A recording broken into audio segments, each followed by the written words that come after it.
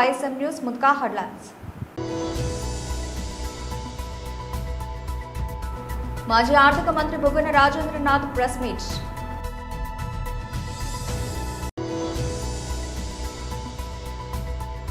తెలంగాణ భవన్లో మీడియాతో మాట్లాడుతున్న మాజీ మంత్రి ఎమ్మెల్యే జగదీష్ రెడ్డి. 10 లక్షల కోట్ల అప్పును తెలంగాణ ప్రజల నెత్తిపైన వేసిన బీఆర్ఎస్ అధికారంలోకి రానివారు కాసం వెంకటేశ్వర్లు. మహిళా ఎంపీతో క్రికెటర్ రింకు సింగ్ పెళ్లి వాయిదా.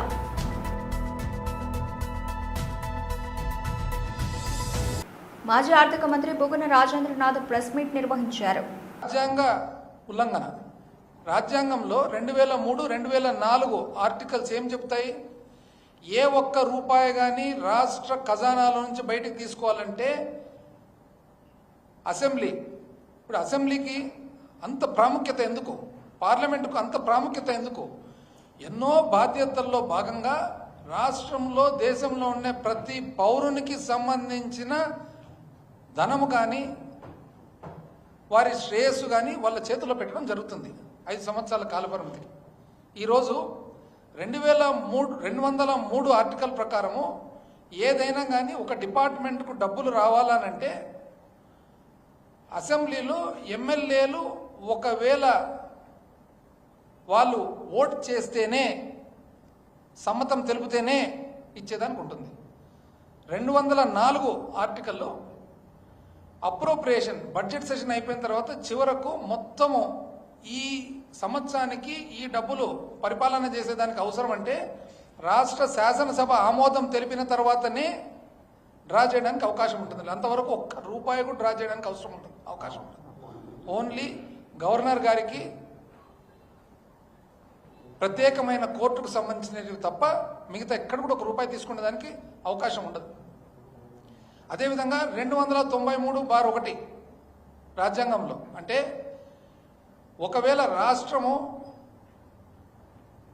ఏదన్నా కానీ అప్పు చేయాలంటే రాష్ట్రానికి సంబంధించిన కన్సాలిడేటెడ్ ఫండ్ ఏదైతే ఉంటుందో, రాష్ట్రానికి సంబంధించిన అకౌంట్ ఏమైతే ఉంటుందో దాన్ని తాకట్టు పెట్టి చేసేదానికి ఒక అసెంబ్లీకి తప్ప ఎవరికి, శాసన తప్ప ఎవరికి లేదు హక్కు.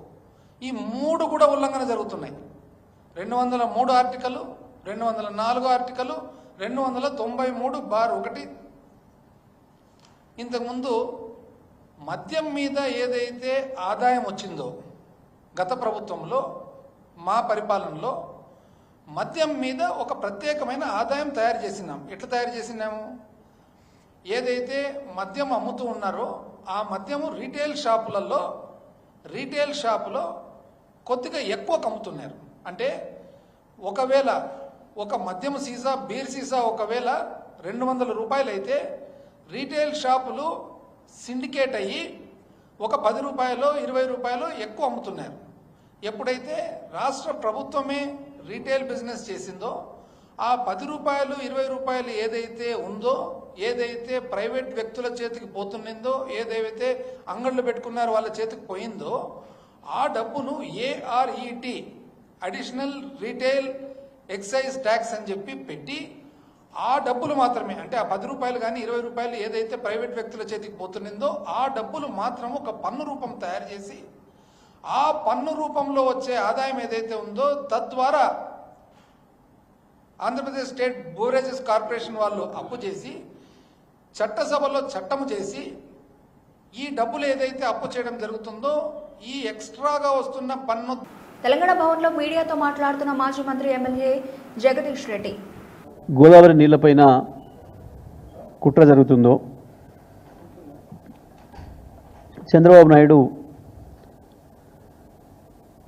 గోదావరిని కూడా దోసుకుపోవడానికి తెలంగాణను శాశ్వతంగా ఎడరిగా మార్చే ప్రయత్నం ఏదైతే జరుగుతుందో దీనిపైన తెలంగాణ రాష్ట్ర ప్రభుత్వం సరైన రీతిలో స్పందించడం లేదు. ఎంత పెద్ద ఎత్తున అయితే ప్రయత్నాలు జరగాలనో, ఎంత సీరియస్గా తీసుకోవాలనో, ఏ పద్ధతుల్లో దాన్ని ఆపడానికి ప్రయత్నం చేయాలనో తెలంగాణలో ఉండే ప్రజల్ని పార్టీలని అన్ని ఐక్యం చేసి ఏకోన్ముఖంగా కొట్లాడాలను ఆ పరిస్థితి ఇక్కడ జరగడం లేదు. నిన్న క్యాబినెట్లోనైనా దానిపైన సీరియస్గా చర్చ జరుగుతుందేమో, రాష్ట్ర ప్రభుత్వం దాన్ని ఆపడానికి తన ప్రయత్నాన్ని తీవ్రంగా చేస్తుందేమో అని చెప్పేసి మేము భావించినాం. కానీ ఆ వాతావరణం ఎక్కడ కూడా కనపడలేదు. రాష్ట్ర ప్రభుత్వం దాన్ని సీరియస్గా తీసుకున్నట్టు అనిపించడం లేదు. కానీ ఇది సరైన పద్ధతి కాదు, ఇది మంచిది కాదు, రాష్ట్ర ప్రయోజనాలకి చాలా తీవ్రమైన విఘాతం కలిగే అవకాశం ఉంది నీళ్ళ విషయంలో. ఎందుకనంటే కృష్ణ ఇప్పటికే ఖతమైపోయింది. ఆనాడు సమైక్య ఆంధ్రప్రదేశ్లో చేసిన తెలివి తక్కువతనం వల్ల కృష్ణ నీళ్ళ విషయంలో మనకు నష్టం జరిగింది. ఆనాడు సమైక్య ఆంధ్రప్రదేశ్కే కొంత నష్టం జరిగితే దాంట్లో తెలంగాణకి ఇంకా తీవ్రమైన అన్యాయం జరిగింది. ఆంధ్రప్రదేశ్కి వచ్చిన నీళ్లను మొత్తం మాకే వచ్చినాయి అన్న పద్ధతుల్లో ఆంధ్ర ప్రాంత నాయకులు వాడుతుంటే కనీసం తెలంగాణలో ఉన్న వాళ్ళు ఎవరు కూడా సోయలేదు, మాట్లాడలేదు. ఆనాడున్న నాయకులు ఎవరు కూడా మాట్లాడలేదు. దాంతోనే తెలంగాణకు తీవ్రంగా నష్టం జరిగింది. ఎంత అంటే పూడ్చుకోలేనంత నష్టం జరిగింది. కానీ ఇవాళ గోదావరి విషయంలో కూడా మనం గోదావరితోనే సరి చేసుకుందాం, కృష్ణా పరివాహక ప్రాంతాన్ని కూడా దాన్ని వాడుకోవడానికి కావాల్సిన ఏర్పాట్లు చేసుకుందామని చెప్పి కేసీఆర్ గారు అనేక ప్రణాళికలు చేసిండ్రు. సాగర్ ఎడమకాలువకు సంబంధించి కూడా గోదావరి నీళ్ళని ఎట్లా తీసుకొచ్చి వాడవచ్చు అనే దానికి ప్రణాళికలు సిద్ధం చేసిండ్రు. గోదావరిని అవినీతి కూపంలో కూరుకుపోయిన బీఆర్ఎస్ నేతలు అవినీతి గురించి మాట్లాడడం, బీజేపీ గురించి విమర్శించడం సిగ్గుచేటు. 4 పార్టీలు మారిన దాసోజు శ్రవణ్ అవినీతికి మారుపేరైన గంగుల కమలాకర్ రేవంత్ రెడ్డి రక్షిస్తున్న బోయినపల్లి వినోద్ కుమార్ ఓట్లేకపోతే చస్తా అని నాటకాలు ఆడిన మరో వ్యక్తి. వీళ్ళ అవినీతి గురించి మాట్లాడేది.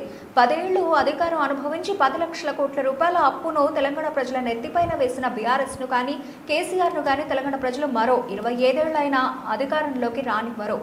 So called leader Dasoju Shravan Kumar ఇప్పటి వరకు ఆయన 4 పార్టీలు మారిండు. ఆయన ఇప్పుడు నీతి గురించి చెప్తా ఉన్నాడు. ఉస్మానియా యూనివర్సిటీలో ఒక విద్యార్థి సంఘం నాయకుడిగా పనిచేసిండు. బహుశా దేశ చరిత్రలో ఒక విద్యార్థి నాయకుడు అవినీతి మీద సస్పెండ్ అయిన వాడు ఎవరు లేరు, దాసో శ్రవణ్ తప్ప. పార్టీల మీద పార్టీలు మారి ఐరన్ లెగ్ శాస్త్రి లెక్క మారిపోయింది. ఏ పార్టీలకు పోయినా ఓడిపోవడమే. అది ప్రజారాజ్యం అనుకోండి, అది కాంగ్రెస్ పార్టీ అనుకోండి, అది బీఆర్ఎస్ అనుకోండి. అదృష్టం మేము బతికిపోయినాం, మా దాంట్లో నుంచి వెళ్ళిపోయిండు చేరిన తర్వాత.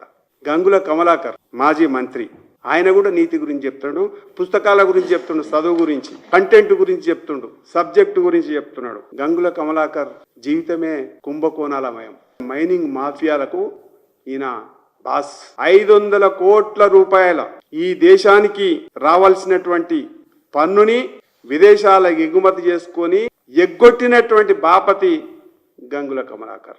ఆయన ఇలా శుద్ధపూస మాటలు చెప్తున్నాడు. బీజేపీని విమర్శించడం, కాంగ్రెస్ బీజేపీ ఒక్కటని చెప్పడం, ఇంతకంటే ఇంకొకటి ఉండదు. నా తర్వాతనే నిజాయితీ, నేనే దానికి నిర్వచనం అని చెప్పుకుంటున్నటువంటి బోయినపల్లి వినోద్ రావు గారు. యాదాద్రి పవర్ ప్లాంట్ లో 500 కోట్ల అవినీతి కంపు బోయినపల్లి వినోద్దే. విద్యుత్ కమిషన్ లో యాదాద్రి పవర్ ప్లాంట్ కూడా దాంట్లో అవినీతిలో ప్రముఖమైనటువంటి పాత్ర బోయినపల్లి వినోద్ది. కమిషన్ బయట పెట్టాడు. బోయినపల్లి వినోద్ గురించి మాట్లాడాడు రేవంత్ రెడ్డి గారు. బోయినపల్లి వినోద్ రావుని రక్షిస్తున్నదే రేవంత్ రెడ్డి. అందరు ముగ్గురు కూడా నీతి గురించి మాట్లాడితే గురువింద గింజల నీతుల్లాగా కనిపిస్తా ఉంది. పార్టీలు మారినోళ్ళు, అవినీతి కంపు కొట్టేటోళ్ళు, వీళ్ళతో నీతులు చెప్పిస్తే టీఆర్ఎస్ పార్టీ నైతికత పెరుగుతుందా? కేసీఆర్ ఒకసారి ఆలోచన చేసుకోవాలి. ఎందుకంటే ప్రెస్ మీట్ పెట్టించే ముందర ఎవరిని మీద ఎవరు పెడితే బాగుంటుందని కూడా ఆలోచన చేయాలి. ఇంకో పేరు చెప్తలేను, కంపు పేరు. అది నేను చచ్చిపోతా నాకు ఓటేయకపోతే అన్నోడు ఆడు కూడా బీజేపీ గురించి విమర్శిస్తాడు. అంటే ఇంతకంటే దరిద్రం ఇంకొకటి మనకు కనపడదు. భారతీయ జనతా పార్టీ స్పష్టంగా చెప్తా ఉంది, మీ యొక్క కుంభకోణం ఏదైతుందో బీఆర్ఎస్ ని వదిలిపెట్టదు. మీరు ఉద్యమ కాలంలో కూడా బీఆర్ఎస్ పార్టీ అమరవీరుల శవాల మీద పేలాలేరుకొని రాజకీయ అధికారంలోకి వచ్చింది. మోసపు హామీలు ఇచ్చి తెలంగాణ రాష్ట్రాన్ని అప్పుల పాలు చేసి 10 లక్షల కోట్లు తెలంగాణ ప్రజల నెత్తిన రుద్దిన గలీజు చరిత్ర బీఆర్ఎస్ పార్టీది. ప్రజలు జీకొట్టినా కానీ ఇంకా బీఆర్ఎస్ పార్టీకి కానీ బుద్ధి రావడం లేదు. మీరు చేసినటువంటి 10 సంవత్సరాల పాపాలు మిమ్మల్ని వదిలిపెట్టవు. 20 సంవత్సరాలు కానీ 25 సంవత్సరాలు కానీ తెలంగాణలో మీరు నెత్తి నోరు కొట్టుకున్నా కానీ తెలంగాణకు అధికారంలోకి రారు, ప్రజల నుంచి దూరం అయిపోయారు అనేటువంటి విషయం స్పష్టంగా చెప్తాం. భారత cricketer Rinku Singh Samajwadi party MP Priya సరోజ్ల వివాహం వాయిదా పడినట్లు తెలుస్తోంది. ఈ ఏడాది నవంబర్ 19న జరగాల్సిన వీరి పెళ్లి రింకు సింగ్ క్రికెట్ సిరీస్ల కారణంగా వచ్చే ఏడాదికి వాయిదా పడిందని సమాచారం. వీరి నిశ్చితార్థం ఈ నెల ఆరంభంలో ఉత్తరప్రదేశ్లోని లక్నోలో అంగరంగ వైభవంగా జరిగింది. కార్యక్రమానికి పలువురు రాజకీయ, సినీ, క్రీడా ప్రముఖులు హాజరయ్యారు. ఒక ప్రముఖ వార్తా పత్రిక కథనం ప్రకారం రింకు సింగ్ రాబోయే కొన్ని నెలల పాటు అంతర్జాతీయ క్రికెట్ మ్యాచ్లతో బిజీగా ఉండనున్నాడు. ఈ కారణంగా వివాహాన్ని వాయిదా వేసినట్లు తెలుస్తోంది. నవంబర్ నెలలో రింకు సింగ్ భారత జట్టు తరఫున ఆడాల్సి ఉండడంతో ఇరు కుటుంబ సభ్యులు ఈ నిర్ణయం తీసుకున్నట్లు సమాచారం. 2025 నవంబర్ 19న రింకు ప్రియాల వివాహం కోసం వారణాసిలోని తాజ్ హోటల్ని కుటుంబ సభ్యులు బుక్ చేశారు. అయితే భారత క్రికెట్ జట్టుతో రింకుకు ఉన్న కమిట్మెంట్ల కారణంగా వివాహాన్ని వాయిదా వేసినట్లు వచ్చింది. అయితే ఈ పత్రిక కథనంలో పేర్కొంది, వివాహాన్ని 2026 ఫిబ్రవరి నెలాఖరులో జరిపేందుకు సన్నాహాలు చేస్తున్నట్లు, ఇందుకుగాను హోటళ్లు కూడా బుక్ చేసినట్లు తెలిసింది. అయితే ఖచ్చితమైన తేదీని త్వరలోనే ప్రకటిస్తారని ఆ నివేదిక వివరించింది. ఘనంగా జరిగిన నిశ్చితార్థం జూన్ 8న లక్నోలో రింకు సింగ్, ప్రియా సరోజ్ల నిశ్చితార్థ వేడుక అత్యంత ఘనంగా జరిగింది. ఈ కార్యక్రమానికి సమాజ్వాదీ పార్టీ అధినేత, ఉత్తరప్రదేశ్ మాజీ ముఖ్యమంత్రి అఖిలేష్ యాదవ్, నటి జయా బచ్చన్, భారత క్రికెట్ జట్టు పేసర్ భువనేశ్వర్ కుమార్ వంటి ప్రముఖులు హాజరై నూతన వధూవరులను ఆశీర్వదించారు. నిశ్చితార్థం అనంతరం రింకు సింగ్ తన ఇన్స్టాగ్రామ్ ఖాతాలో, ఈ రోజు కోసం మేము ఎంతో కాలంగా ఎదురు చూస్తున్నాం. దాదాపు 3 ఏళ్లు ఈ నిరీక్షణ ప్రతి క్షణానికి విలువైనది. పూర్తి మనసుతో నిశ్చితార్థం చేసుకున్నాం. ఇకపై జీవితాంతం కలిసి నడవబోతున్నాం అని పోస్ట్ చేశారు. ఈ జంట తమ నిశ్చితార్థ వేడుకకు సంబంధించిన పలు చిత్రాలను సోషల్ మీడియాలో పంచుకున్నారు. మావోయిస్టులతో సంబంధాలు ఉన్నాయని, ఆపరేషన్ కగారు పేరుతో ఛత్తీస్గఢ్లో కర్రెగుట్టలో ఉన్న ఆదివాసీ ప్రజల్లో కేంద్ర ప్రభుత్వం మారణ హోమం సృష్టించి వేలాది మంది ఆదివాసీ గిరిజన ప్రజలను చంపుతోందని, వెంటనే కేంద్ర ప్రభుత్వం ఆపరేషన్ కగారును నిలిపివేయాలని, లేకుంటే వామపక్ష పార్టీలతో కలిసి ఢిల్లీ ముట్టడికి పిలుపునిస్తామని సిపిఐ జిల్లా కార్యదర్శి తాండ్ర సదానందం హెచ్చరించారు.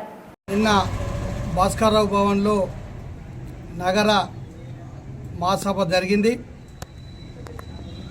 దానిలో కనకరాజు గారు మూడవసారి ఏకగ్రీవంగా ఎన్నిక జరిగింది. ఏదైతే భారత కమ్యూనిస్ట్ పార్టీ జిల్లా మహాసభలు 28 నాడు పెద్దపల్లిలో ఉన్నాయి, దాన్ని విజయవంతం చేయాలని చెప్పి, అట్లానే ఈ మహాసభ సందర్భంగా పోరాటాలు ఏ విధంగానైతే గతంలో చేసినామో ఇప్పుడు కూడా పోరాటాల దిశగా భారత communist party Singareni college workers union నిర్ణయం తీసుకుంది. గతంలో ఏ విధంగా అయితే ఈ ప్రాంతంలో కార్మికులను చైతన్యవంతం చేసినామో, ఎక్కడ సమస్య ఉన్నా ఎర్ర జెండా అక్కడ ఉంది. ఈ కార్మిక వర్గాన్ని, కర్షకులను అందరినీ చైతన్యవంతం చేసిన భారత కమ్యూనిస్ట్ పార్టీ ఈరోజు ఈ ప్రాంతంలో పుంజుకున్నది. కాబట్టి ఏదైతే కొంతమంది బూర్జువా పార్టీకి సంబంధించిన వాళ్ళు, జ్ఞానం లేని వాళ్ళు, అర్థం చేసుకున్న వాళ్ళు కమ్యూనిస్ట్ పార్టీ కాలం చెల్లిందని చెప్పి కొంతమంది కూర్చున్నారు. కమ్యూనిస్ట్ పార్టీ కాలం ఎప్పుడు చెల్లది. సమస్య ఎక్కడ ఉంటే ఎర్ర జెండా అక్కడ ఉంటుంది, కష్టం ఎక్కడ ఉంటే అక్కడ ఉంటుంది. ఎక్కడైతే 100 సంవత్సరాలు ఇలా భారతదేశంలో పురుడు పోసుకొని ఉన్నదో ఇలా పార్టీలు రకరకాలుగా వచ్చి రకరకాలుగా పోతున్నాయి తప్ప ఇలా 100 సంవత్సరాల చరిత్ర గల భారత కమ్యూనిస్ట్ పార్టీ ఇలా కాలం చెల్లిందన్న మూర్ఖులు అర్థం చేసుకోవాలని చెప్పి సందర్భంగా తెలియజేస్తున్నాం. ఎందుకంటే ఇలా సింగరేణి ప్రాంతంలో కానీ ఎక్కడ కానీ బాంచన దొర అనే బానిస బతుకులల్లా లేవలెత్తింది భారత కమ్యూనిస్ట్ పార్టీ. 70 సంవత్సరాలు కాంగ్రెస్ ఉన్నా, 20 సంవత్సరాలు తెలుగుదేశం ఉన్నా, 10 సంవత్సరాలు టీఆర్ఎస్ ఉన్నా ఎక్కడ కానీ పేదల కోసం మాట్లాడలేదు, కర్షకుల కోసం మాట్లాడలేదు, కార్మికుల కోసం మాట్లాడలేదు. కేవలం ఎర్ర జెండా పార్టీ కార్మిక పక్షాన, కర్షకుల పక్షాన నిలబడి పోరాడింది, చైతన్యవంతం చేసింది ఇవాళ భారత కమ్యూనిస్ట్ పార్టీ. అందుకే ఇవాళ భారత కమ్యూనిస్ట్ పార్టీకి సాగు లేదు అని చెప్తున్నాం, దీనికి అంతము లేదు అని చెప్తున్నాం. ఎక్కడైతే కార్మికులు ఉంటారో, ఎక్కడైతే కర్షకులు ఉంటారో, ఎక్కడైతే సమస్య ఉంటుందో అక్కడనే ఎర్ర జెండా ఉంటుంది. ఖచ్చితంగా విజయడంగా ఈ రోజున గోదావరి కనిలో రేపు మున్సిపల్ ఎలక్షన్లలో మా సత్తా ఏందో చూపించబోతున్నాం.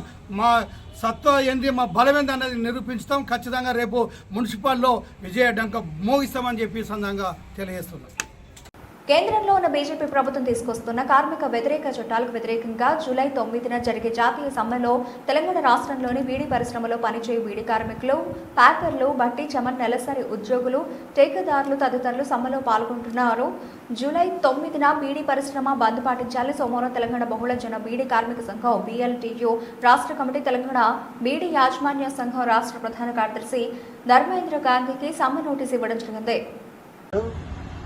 దేశవ్యాప్తంగా కేంద్ర కార్మిక సంఘాలు ఇచ్చినటువంటి పిలుపులో భాగంగా తెలంగాణ రాష్ట్రంలో బీడీ పరిశ్రమలో పనిచేసేటువంటి బీడీ కార్మికులు, ప్యాకర్లు, బట్టి, చాటాలు, కేకేదారులు మొత్తం బీడీ పరిశ్రమని బంద్ పాటించి జూలై 9వ తారీఖున జరగబోయేటువంటి సార్వత్రిక సమ్మెను జయప్రదం చేయాలని, సమ్మెలో కార్మికులు పాల్గొంటున్నారని తెలియజేస్తూ ఇవాళ బీడీ యజమానుల సంఘం రాష్ట్ర ప్రధాన కార్యదర్శి శ్రీ ధర్మేంద్ర గారికి సమ్మె నోటీసు ఇవ్వడం జరుగుతున్నది.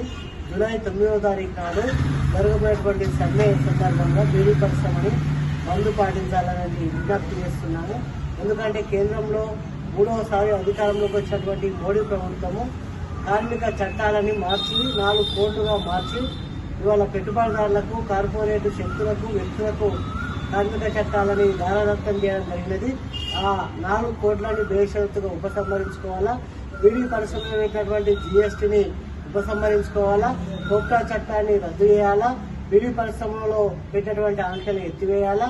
తెలంగాణ రాష్ట్ర ప్రభుత్వం ఎట్లయితే బీడీ కార్మికులకు జీవనభృతి ఇస్తున్నదో కేంద్ర ప్రభుత్వం కూడా 10,000 రూపాయల జీవనభృతి ఇవ్వాలా. తెలంగాణ రాష్ట్ర ప్రభుత్వం కూడా ఎన్నికలలో ఇచ్చిన హామీ 4,016 రూపాయల జీవనభృతి ఇవ్వాలని డిమాండ్ చేస్తూ జూలై 9వ తారీఖున జరగబోయే సమ్మెలో కార్మికులందరూ పెద్ద ఎత్తున పాల్గొని జయప్రదం చేయాలని తెలంగాణ బహుళజన బీడీ కార్మిక సంఘం BLTU రాష్ట్ర కమిటీగా విజ్ఞప్తి చేస్తున్నారు.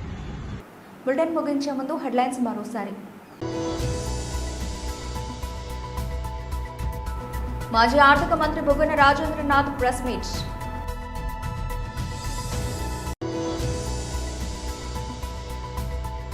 తెలంగాణ భవన్లో మీడియాతో మాట్లాడుతున్న మాజీ మంత్రి ఎమ్మెల్యే జగదీష్ రెడ్డి. 10 లక్షల కోట్ల అప్పును తెలంగాణ ప్రజల నెత్తిపైన వేసిన బీఆర్ఎస్ అధికారంలోకి రానివారు కాసం వెంకటేశ్వర్లు. మహిళా ఎంపీతో క్రికెటర్ రింకు సింగ్ పెళ్లి వాయిదా.